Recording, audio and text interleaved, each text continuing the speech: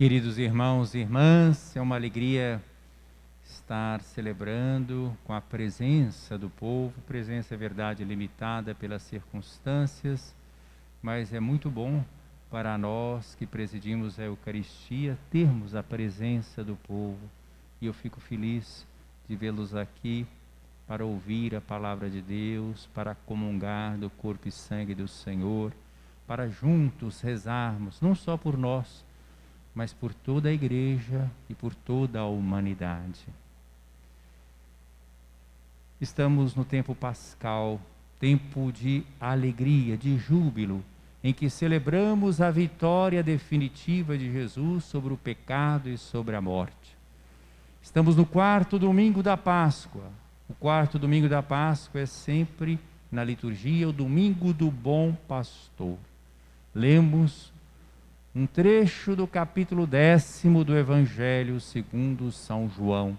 Cada ano da liturgia, lemos um trecho. Este é o ano B, o ano em que nós lemos muitas vezes aos domingos o Evangelho segundo Marcos. Aliás, hoje, 25 de abril, é dia de São Marcos. Se não fosse um domingo, nós estaríamos celebrando a festa litúrgica deste evangelista, São Marcos. No ano A, nós lemos os 10 primeiros versículos. João, capítulo 10, versículo 1 a 10. Nesse ano B, João 10, 11 a 18. Começamos hoje no versículo 11, mas eu gostaria de recordar o versículo 10º, que não foi lido. É assim, Jesus começa a falar sobre o pastor, desde o primeiro versículo do capítulo 10. Mas no versículo 10 ele diz: eu vim para que todos tenham vida, e a tenham em abundância, a tenham em plenitude. E a palavra vida que nós encontramos no Evangelho de João, no texto grego, é zoé. Não é vida bios, porque em grego nós temos duas palavras para falar de vida. Bios, que é a vida que nós temos, a vida animal. Estamos aí, é vida, neste mundo. Mas tem a expressão zoé, que é vida também, mas vida plena, vida em abundância. Vida não só de sobrevivência, mas vida verdadeira. É essa vida que Jesus veio nos trazer. Eu vim para que todos tenham vida e a vida em abundância. A palavra vida aqui é zoé. E logo depois Jesus afirma: eu sou o bom pastor. O bom pastor dá a vida por suas ovelhas. É uma comparação que Jesus está fazendo, a relação entre o pastor e as ovelhas. É uma imagem para falar do relacionamento dele conosco. Ele não é um mercenário, alguém que está trabalhando para ganhar alguma coisa em troca. Jesus vai dizer também no Evangelho, em outro trecho: ninguém tem maior amor do que aquele que dá a vida por aqueles que ama. E aqui hoje Jesus está mostrando que ele é o bom pastor que dá a vida.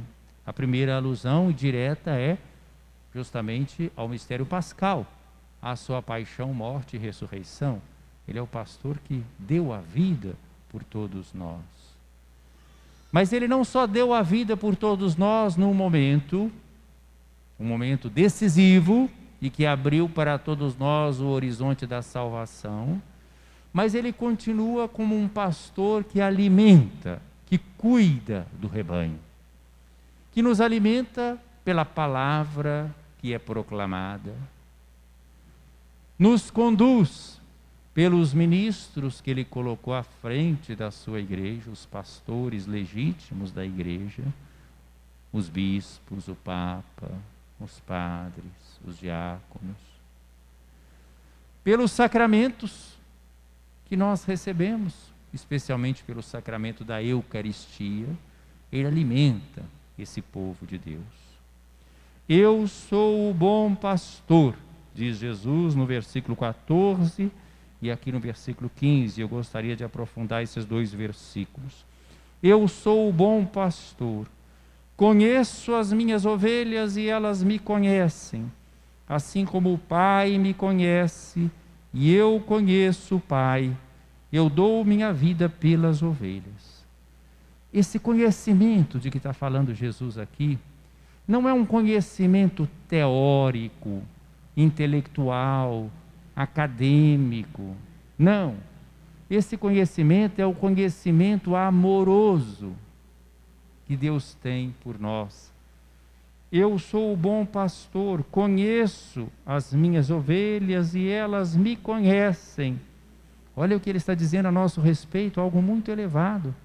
Assim como ele nos conhece, nós o conhecemos. E ele compara essa relação de conhecimento com a relação entre o Pai e ele. Assim como o Pai me conhece e eu conheço o Pai. Vou me permitir aqui uma tradução mais livre destas palavras. É como se Jesus dissesse assim: eu sou o bom pastor, amo as minhas ovelhas. Eu estou substituindo a palavra conheço por amar, porque é conhecimento nesse sentido. Não é conhecimento só teórico, de saber quem são. Eu sou o bom pastor, amo as minhas ovelhas e elas me amam. Aí vem uma interpelação: nós realmente o amamos? As ovelhas dele o amam. Ele nos ama e nós o amamos. Eu sou o bom pastor, conheço as minhas ovelhas e elas me conhecem, assim como o Pai me conhece e eu conheço o Pai. Assim como o Pai me ama e eu amo o Pai. Olha que nível de comparação Jesus fez. Nos colocou assim muito próximos dele e do Pai. Ele está nos inserindo no mistério da Santíssima Trindade.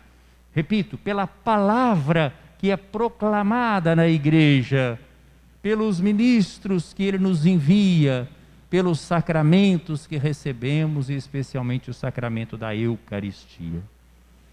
Eu dou minha vida pelas ovelhas. Repito, não só naquele momento do Calvário, mas ao longo da nossa vida. Aqui agora, ele está dando a sua vida por nós, por essa palavra que é proclamada, pelos ministros que ele colocou à frente da sua igreja para pregar esta palavra, pela Eucaristia que nós celebramos e da qual nós participamos. Ele está dando a vida por nós.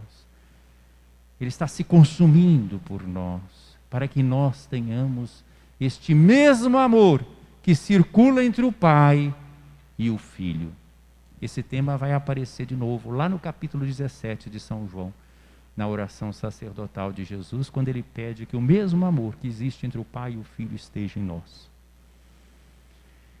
Nós aqui estamos não só para nos abastecermos, mas para sermos enviados como missionários. Quem ouve a palavra, quem comunga do corpo e sangue do Senhor, deve se tornar também um embaixador da misericórdia de Deus neste mundo, um missionário.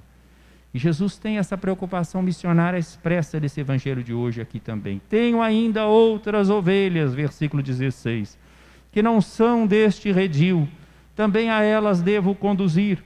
Elas escutarão a minha voz e haverá um só rebanho e um só pastor. Como é que o Senhor vai chegar a essas outras ovelhas? Claro, ele tem muitos caminhos, mas ele quer contar conosco. Nós que estamos ouvindo a palavra, nós que estamos reunidos em seu nome, nós que participamos dos sacramentos. E ele finaliza dizendo que a vida dele foi entregue por nós, por amor, e ela é retomada com a ressurreição. Ninguém tira a minha vida, eu a dou por mim mesmo. Tenho o poder de entregá-la e tenho o poder de recebê-la novamente. Essa é a ordem que recebi do meu Pai. Mostrando, nós estamos celebrando, é claro, no contexto da Páscoa e lendo esse texto aqui, mas no Evangelho de João ele vem antes da paixão, né? E Jesus já mostra o sentido da sua paixão. É claro que Jesus é vítima de um julgamento injusto, da inveja, de tudo aquilo que nós sabemos que está presente ali nas narrativas da paixão. Mas nós vemos que há também da parte de Jesus algo muito mais bonito, que ele supera todo o ódio, ele faz a entrega amorosa da sua vida por nós. Ninguém tira a minha vida, eu a dou por mim mesmo. Ele dá por amor, tem o poder de entregá-la e tem o poder de recebê-la novamente. É essa a ordem que recebi do meu Pai. Esse tema do relacionamento amoroso de Deus para conosco, do pastor que ama, do bom pastor, do verdadeiro pastor, em certo sentido, ele aparece na segunda leitura tirada da primeira carta de São João, capítulo 3, que nós hoje ouvimos. Vejam que texto belíssimo. Caríssimos, vede que grande presente de amor o Pai nos deu, de sermos chamados filhos de Deus. Às vezes nós já estamos tão acostumados a ouvir isso, que nós somos filhos de Deus, que a gente não percebe que é um presente de amor que Deus nos deu. Imaginem, cada um de vocês, eu, filho de Deus. Vede que grande presente de amor o Pai nos deu, de sermos chamados filhos de Deus. E nós o somos, afirma João. Se o mundo não nos conhece, podemos também colocar aqui, se o mundo não nos ama, é porque não conheceu, não ama o Pai. Caríssimos, desde já somos filhos de Deus, mas nem sequer se manifestou o que seremos. Como é que nós somos filhos de Deus? Pelo batismo. Esses dias também, de onda roxa, na oitava de Páscoa, nós prosseguimos com o caminho dos catecúmenos e realizamos aqui na oitava de Páscoa o batizado de 2 adultos que também fizeram a sua participação primeira na Eucaristia, foram crismados, de 5 crianças que foram batizadas, eram catecúmenas e já tinham passado da idade da razão, atingido a idade da razão, receberam o batismo, a Eucaristia. Então nós somos filhos de Deus pelo batismo, a pia batismal ali, onde está aceso o círio pascal. Desde já somos filhos de Deus, mas nem sequer se manifestou o que seremos. Sabemos que quando Jesus se manifestar, seremos semelhantes a Ele, porque o veremos tal como Ele é. E por fim, uma palavra sobre a primeira leitura, onde nós vemos Pedro na figura do bom pastor. Assim como Jesus é o bom pastor, Deus suscita na história bons pastores. Aqui nós vemos um Pedro transformado. É só lembrarmos da paixão do Senhor, não é? Pedro ali teve medo e negou o Cristo. O Pedro que tinha dito: ainda que todos te abandonem, eu não te abandonarei nunca. Estou pronto a dar a minha vida por ti. E Jesus falou: está pronto? Antes que o galo cante 3 vezes, tu me negarás 3 vezes, né? E Pedro agora está transformado, aqui já depois da ressurreição e depois de Pentecostes. Pedro foi preso, João foi preso, passaram a noite presos como Jesus e de manhã foram levados diante do tribunal para serem interrogados. E agora Pedro não tem medo. Vejam o que diz o texto dos Atos dos Apóstolos, capítulo 4, versículos 8 a 12. Pedro, cheio do Espírito Santo, disse... Parece que está fazendo um discurso num parlamento, mas não, é um prisioneiro que está falando diante de um tribunal. Chefes do povo e anciãos, hoje estamos sendo interrogados por termos feito bem a um enfermo e pelo modo como foi curado. Começa com uma ironia, mostrando a liberdade que ele adquiriu. Perdeu o medo e é capaz até de ser irônico com aqueles que podem condená-lo. Normalmente uma pessoa que é levada para um inquérito é porque foi acusada de ter feito alguma coisa errada. Aqui ele diz ironicamente: estamos sendo interrogados por termos feito o bem a um enfermo. Eles tinham curado um paralítico. E pelo modo como foi curado. Ficai, pois, sabendo, todos vós e todo o povo de Israel. O que Pedro vai dizer? O querigma. Ele vai fazer o anúncio fundamental que a igreja faz ao longo dos tempos. Ficai, pois, sabendo todos vós e todo o povo de Israel, é pelo nome de Jesus Cristo de Nazaré, aquele que vós crucificastes e que Deus ressuscitou dos mortos, que este homem está curado diante de vós. E aí vem o outro tema da liturgia de hoje, além do bom pastor.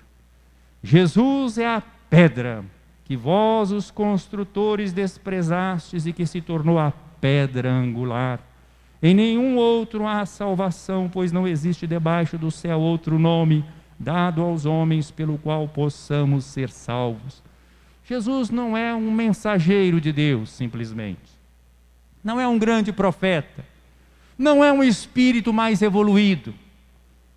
Jesus é o próprio Deus que entrou na nossa história. É o único mediador entre Deus e a humanidade. Não há outro, nenhum outro há salvação, pois não existe debaixo do céu outro nome dado aos homens pelo qual possamos ser salvos, a não ser o nome de Jesus Cristo de Nazaré, crucificado e ressuscitado. E aí veio o canto, a pedra que os pedreiros rejeitaram, tornou-se a pedra angular. Meus queridos irmãos, domingo do Bom Pastor, agradeçamos a Deus que nos deu o bom pastor, Jesus, que dá a vida por nós.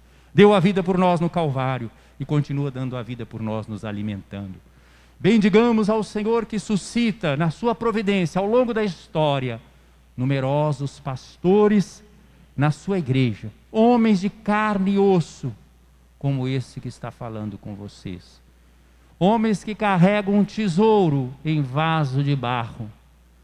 Homens que precisam da oração, do apoio, da misericórdia, da compreensão de todos. Estamos em tempos difíceis, em que muitos se arvoram a criticar o Papa, os bispos, a criar uma espécie de magistério paralelo, querendo saber mais que o Papa e os bispos e querendo dizer para onde que a igreja deve ir. Tempo difícil, tempo de desobediência. Agradeçamos a Deus pelos pastores que Ele nos deu, pelo Papa Francisco, pelos nossos bispos, e caminhemos com eles, como Jesus mesmo disse: quem vos ouve, a mim ouve. Quem vos despreza, a mim despreza. O bom pastor exerce o seu pastoreio através da igreja concreta que nós temos, através da palavra, dos sacramentos, dos pastores que Ele colocou à frente do seu povo. Louvado seja nosso Senhor Jesus Cristo. Para sempre seja louvado.